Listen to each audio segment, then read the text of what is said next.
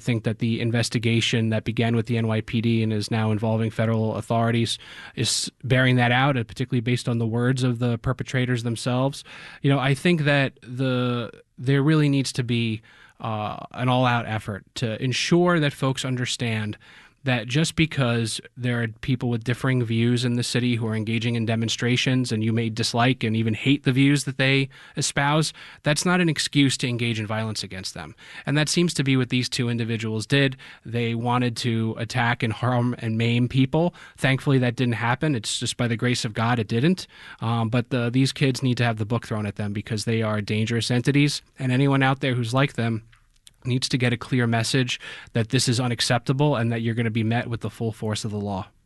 That was City Council Minority Leader David Carr. Councilmember, thanks so much again for being with us. Thank you. Coming up, it's Marketplace. In the Dallas, Texas area, local grocery stores are popping up all over to meet the demand of a booming population. They're proud of the brands. They want to support the brands locally here. Their flavors that they desire are different. How those stores plan to win over customers in a competitive market, that's coming up on Marketplace. We'll be back with All Things Considered at 7. 62 degrees right now. It's 6:30. WNYC is supported by Shepherd, a global law firm with over 1,200 lawyers advising on business disputes, transactions, financings, and regulatory issues while building relationships based on trust and collaboration. Online at shepherd.com. WNYC. Independent journalism in the public interest.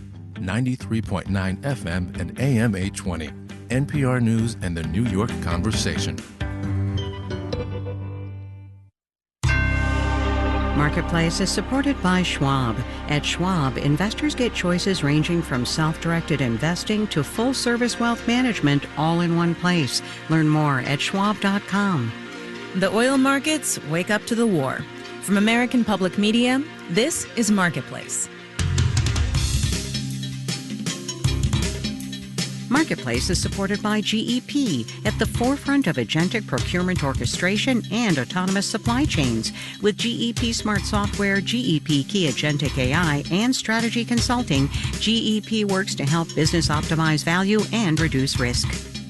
And by BMC. BMC helps customers worldwide run and modernize their businesses by automating, managing, and optimizing complex IT environments. Learn more at bmc.com. And by Condor Airlines, offering nonstop service to Frankfurt, Germany from 8 U.S. gateways with connections to European destinations like Venice, Barcelona, Budapest, and more. Learn more at condor.com.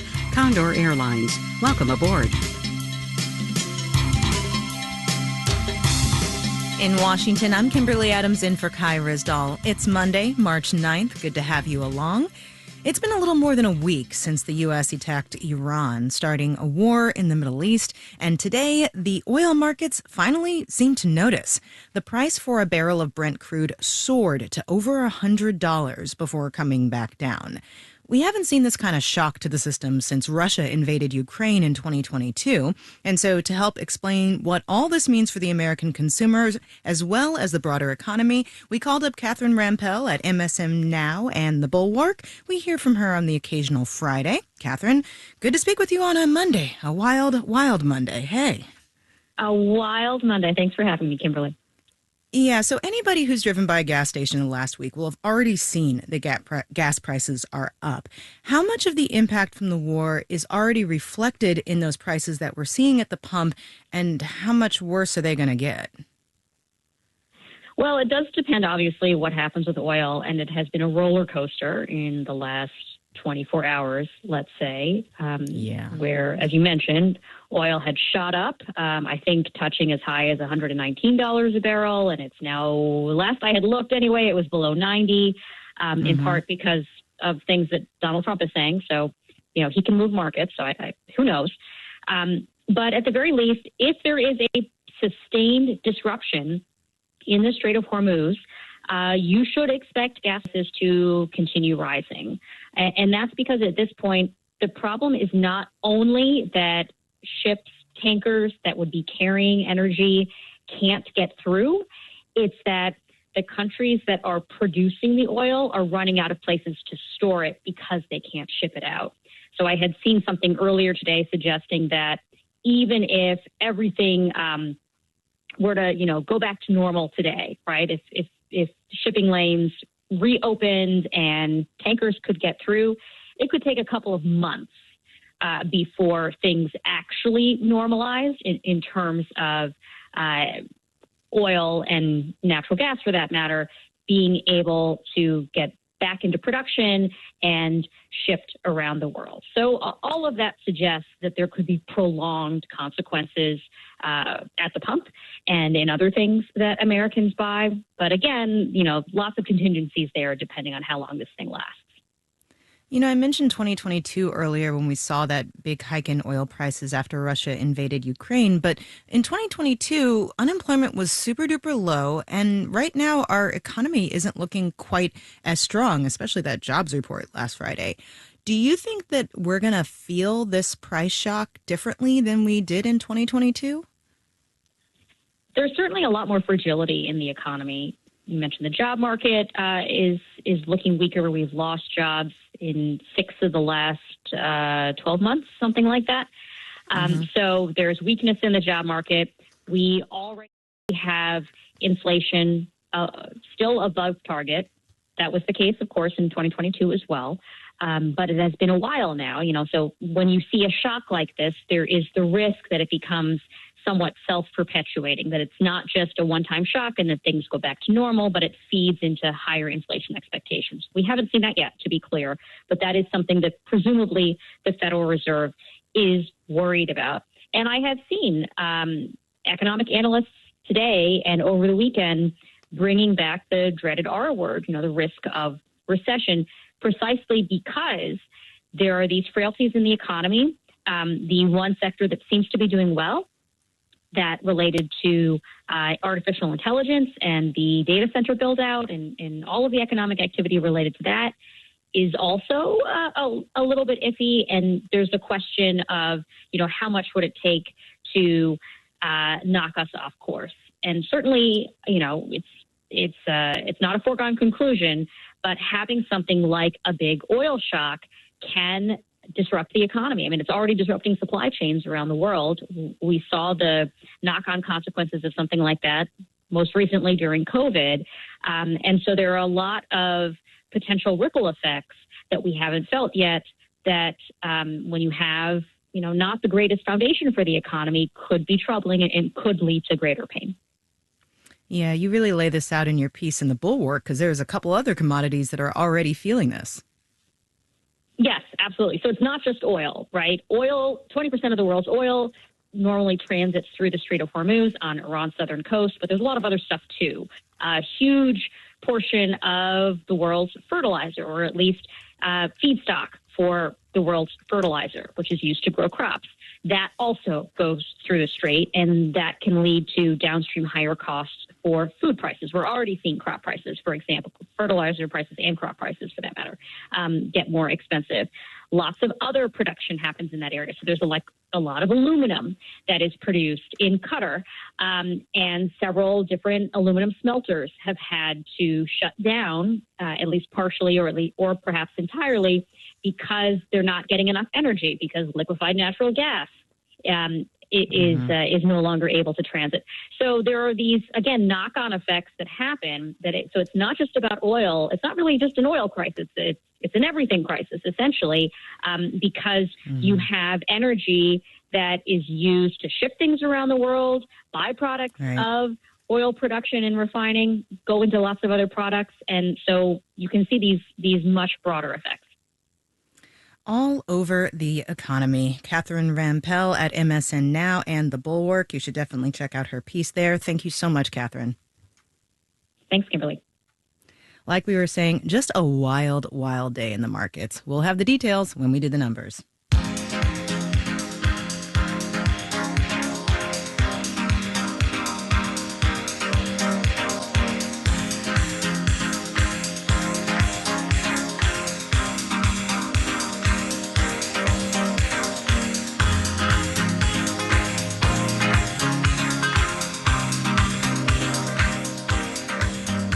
For many folks, this situation, a major war involving the U.S., Israel, and Israel's enemies, global oil prices spiking, domestic gasoline prices spiking, may feel a bit like deja vu.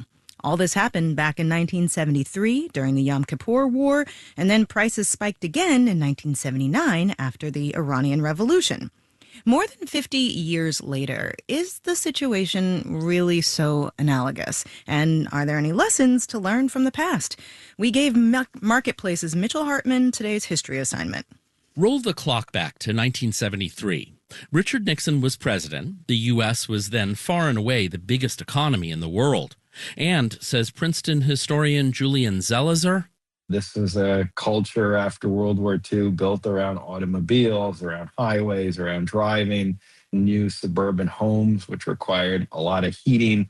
And a lot of oil, most of it pumped and shipped from the Middle East, which suddenly becomes a very big problem when OPEC declares an oil embargo on the U.S. and other allies of Israel. This triggers the first round of an oil crisis where Americans face long gas lines and high prices. There's a second crisis in 1979 when Iranian oil exports crater after Iran's Islamic Revolution. You can only buy gas certain days. People are siphoning off gas from people's cars. There's just this air of desperation. There's also resolve to make the U.S. economy less vulnerable by reducing our dependence on foreign oil. The government encourages more fuel efficiency and more oil exploration. Fast forward to now, says climate economist Gernot Wagner at Columbia Business School. The world moved from the U.S. being the biggest oil importer to the U.S. being the biggest oil exporter. But there's a catch. Even with massive new U.S. oil fields, American businesses and consumers still pay the global market price. And yeah, those prices just shot up. Which means a prolonged war that keeps oil prices high could still create conditions similar to the oil crises of the 1970s, driving higher inflation and stifling growth. I'm Mitchell Hartman for Marketplace. We got a new snapshot today of how the engines of this economy, consumers, are feeling about it, or at least how they felt before the war. The New York Fed published its survey of consumer expectations for February this morning. The median expectation for inflation and where it's going to be 1 year from now, 3%. That's higher than the Fed's target and similar to what consumers were expecting back in January. Views on the labor market were also relatively stable, with consumers expecting their earnings to grow in the year ahead by 2.5%. Marketplace's Daniel Ackerman explains that this so-called kind of soft data can have real impacts on the economy. The fate of this economy depends largely on how consumers behave, says Joanne Shu of the University of Michigan. And what decades of research has shown is that consumer attitudes do influence what they decide to do with their money. For instance, last year when the Trump administration signaled that tariffs were coming, consumers worried prices would rise. And we saw a surge of purchasing in durables and cars during that time. Shu says if that kind of demand surge lasts long enough, it can put upward pressure on prices. And could make inflation a self-fulfilling prophecy. In February, consumers expected inflation to outpace wage growth by 0.5 percentage point next year. But the survey was fielded just before the war in the Middle East began. Its effects should be apparent in next month's data, says Tuan Nguyen, an economist with RSM. Something like an increase in oil prices or conflict in the Middle East, it is immediately going to impact consumers' expectations. In fact, consumers are feeling the impact already, says Kayla Brune, an economist with Morning Consult, which collects daily sentiment data from consumers. They've gotten gas over the past week, and they've already started to see higher prices. So just today, we saw a drop in sentiment. We saw that after Russia invaded Ukraine and oil prices jumped. But the consumer reaction then was short-lived, says Joanne Shu of the University of Michigan. As the war continued, consumers began to think more about other factors in addition to the war informing their economic expectations. She says the current war in the Middle East is still in its early days, so we don't yet know if the negative consumer reaction will persist. I'm Daniel Ackerman for Marketplace.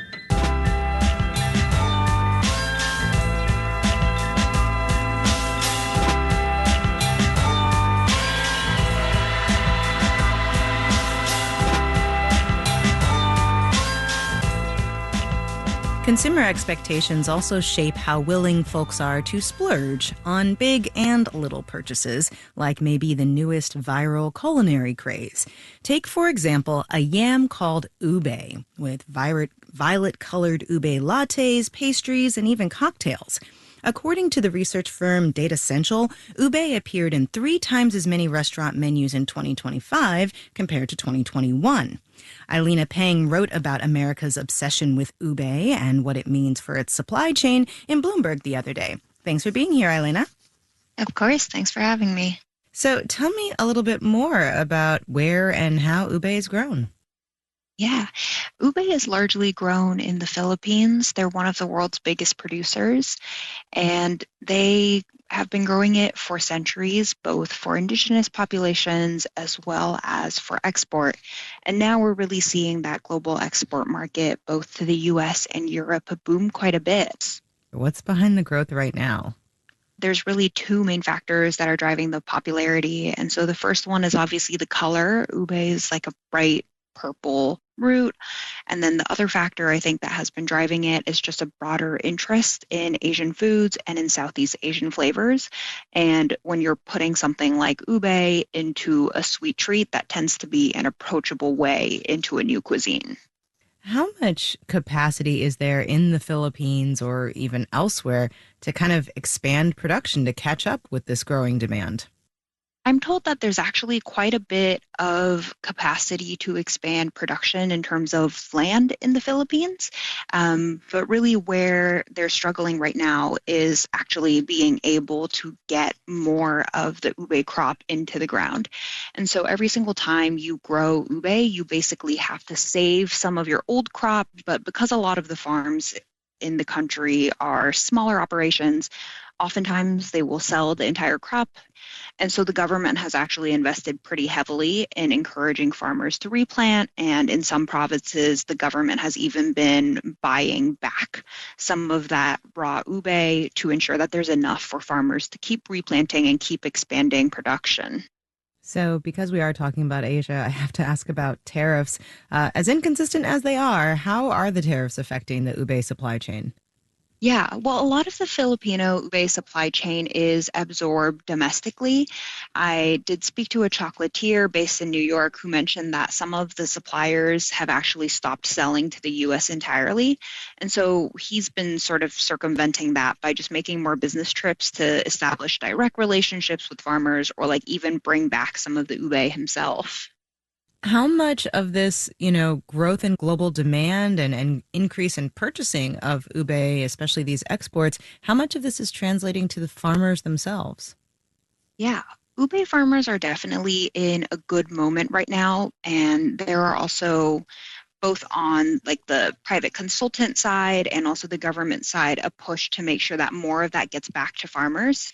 And there has also been a push among producers to try to get a geographical indicator for their ube, and that would also help protect their livelihoods, because it does seem that there is a bit of concern that eventually ube production might shift to a larger country with more agricultural capital to scale up that crop. I feel like there have been so many food fads over the years, taking one culture's food and often kind of westernizing it in a way that can affect even traditional consumers' access to that food. And I'm thinking about things like quinoa and matcha. How is ube faring in this context? My understanding is that domestic supply is still pretty ample, and so most of the people I talked to were pretty happy to see ube getting more recognition.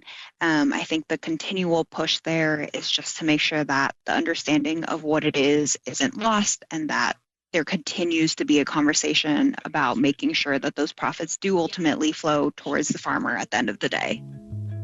Eilina Pang is a reporter for Bloomberg. Thanks so much, Eilina. Of course. Thank you again.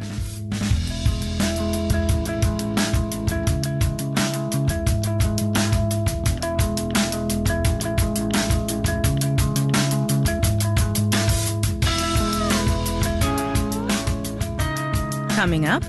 That's the experience you're having today in a Kroger brand new store. It's a whole new world. But first, the numbers. Markets started the day way down because of all those factors Catherine and I were talking about at the top of the show, but ended up. The Dow Jones Industrial Average gained 239 points, 0.5%, to close at 47,740. The Nasdaq added 308 points, 1.4%, to finish at 22,695. And the S&P 500 picked up 55 points, 0.8%, to end at 6795. Looking at some gas station stocks, Murphy USA lost 0.4%, Valero Energy dropped 3 9/10. Phillips 66 Company fell 1 8/10. Bonds rose, the yield on the 10-year T-note fell to 4.11%, and you're listening to Marketplace. The Numbers is supported by Mercury, a fintech that offers banking, credit cards, and financial software. Marketplace is supported by Progressive. Building a career is possible at Progressive Insurance, now offering virtual and hybrid employment opportunities with pathways for advancement. Learn more about available positions at careers.progressive.com. And by Odoo.com, offering integrated programs for sales, customer relations management, inventory, and other business operations designed to work together as a customizable software suite. Odoo, all your business on one platform. And by Bison Managed 401k, a service where advisors actively manage 401k accounts to help individuals meet retirement goals. The Bison calculator is available at powermy401k.com.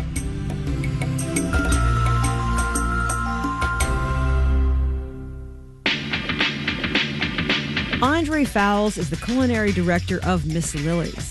He's also Bruce Springsteen's personal chef. Now he has a cookbook titled My Jamaican Table, Vibrant Recipes from a Sun-Drenched Island. On the next All of It, he joins us to talk about what makes the cuisine so special and why Jamaica and New York City have a deep connection. I'm Allison Stewart. Join us for All of It, weekdays at noon on WNYC. WNYC support comes from the Legal Aid Society, presenting a new exhibit honoring Legal Aid's legacy of delivering justice to New Yorkers for 150 years. On view at the New York Historical. More at legalaidnyc.org/150. You're listening to Marketplace on WNYC. In the 7 o'clock hour of All Things Considered, 2 men have been charged with allegedly providing support to a foreign terrorism organization and using a weapon of mass destruction in New York. We'll get the latest on the case and more at 7. Stay tuned. This is Marketplace. I'm Kimberly Adams. Like Catherine said earlier, oil is hardly the only commodity whose price has jumped as the war in the Middle East enters its second week.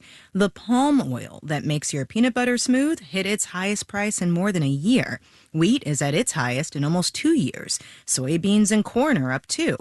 And even though we don't get those crops from the Middle East, the war is connected to all of those price increases. Marketplace's Kaylee Wells explains. There are 2 factors pushing commodity prices up. One is the price of oil. When you have crude oil jumping, biofuels become much more attractive. And palm oil gets used for a lot of biodiesel, says David Ortega, who's a food economist at Michigan State University. And when palm oil gets more expensive, then you have demand for vegetable oils increasing, and that leads to rising prices. The other factor is fertilizer. Michael Deliberto teaches agricultural economics at Louisiana State University. The Middle East is a major production hub, as well as a distribution hub for those fertilizers. Roughly a third of the global fertilizer trade goes through the Strait of Hormuz, which Iran has largely blocked. So fertilizer supplies down, demand's the same. Perfect recipe for a price spike. That has really come at probably the worst time for U.S. producers. Because here in the United States, it's planting season, right when farmers need fertilizer the most. The good news is these price spikes aren't going to affect your grocery bill for now. Deliberto says only about 15% of the price you pay at the supermarket is determined by the actual cost of the food. The rest is largely down to packaging, shipping, storage, all of which require energy. If there's any impact on food inflation, it's largely going to be because of energy prices. Joe Glauber is former chief economist at USDA. He says the spike in oil that's making you heave big sighs at the gas station will hit grocery stores at some point. Transporting the goods, trucking everywhere, the refrigeration, just running electricity. All those things are tied because of the energy increases. Unlike the gas station, Glauber says it could take months for price spikes to show up at the supermarket. I'm Kaylee Wells for Marketplace.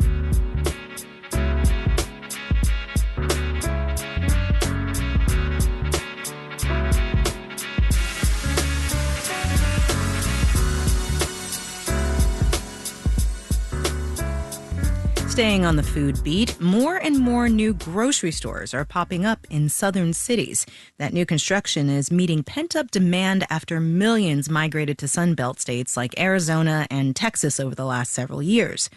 Dallas-Fort Worth is one of the most active markets at the moment, and the competition to win over customers is fierce. Marketplace's Elizabeth Troval reports. Walking through this expansive new Kroger in North Fort Worth, there's not a cucumber or cereal box out of place. The Superstore opened last fall and has a higher-end feel. Local coffee chain Pax y Beneficia is selling lattes just inside the entrance near the fresh produce section. You can see that this is spacious, and it is well lit. Bob Young helped develop this property for the real estate firm Weitzman. It's part of a wave of new grocery store construction happening in Texas, concentrated in Dallas-Fort Worth. The boom is following rapid population growth from the last 5 to 10 years.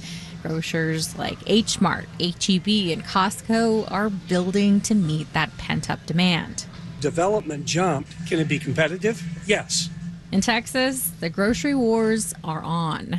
Rudy DePietro is president of Kroger Texas.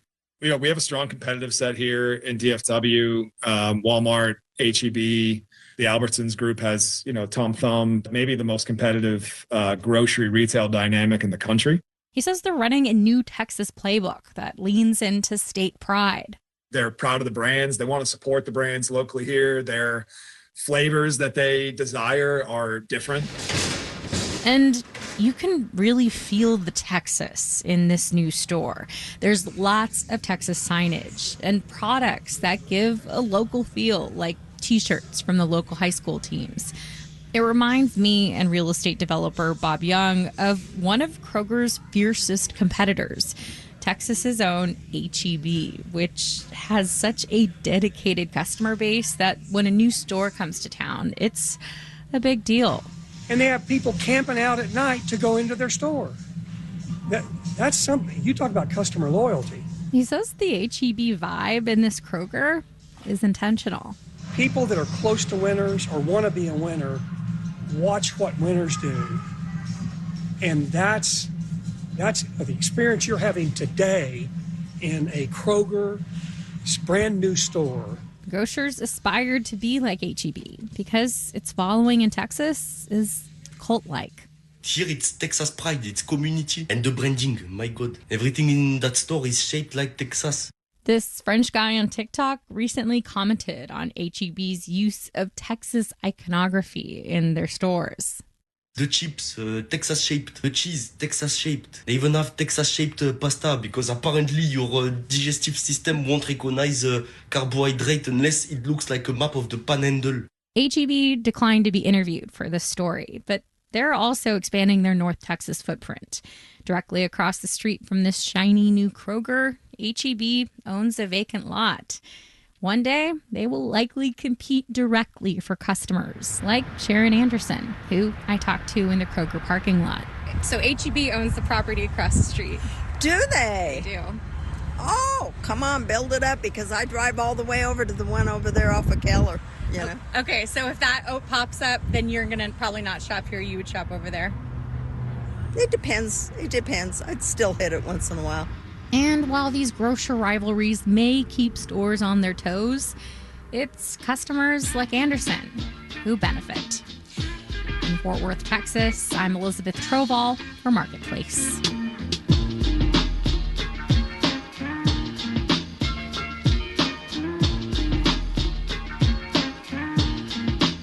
Marketplace is supported by Ninja One, the Ninja One unified IT operations platform used by 35,000 customers in over 140 countries with solutions to support IT resilience and operational efficiency. Unify IT, simplify work, ninjaone.com. And by Amazon Business, dedicated to helping businesses save time on office tasks and empower leaders with business buying solutions that support teams to focus on growing the business. Learn about smart business buying at amazonbusiness.com. No time for a final today. Too much oil news. Amir Babawi, Caitlin Esch, John Gordon, Noya Carr, and Stephanie Seek are the Marketplace editing staff. Kelly Silvera is the news director. And I'm Kimberly Adams. We'll see you tomorrow.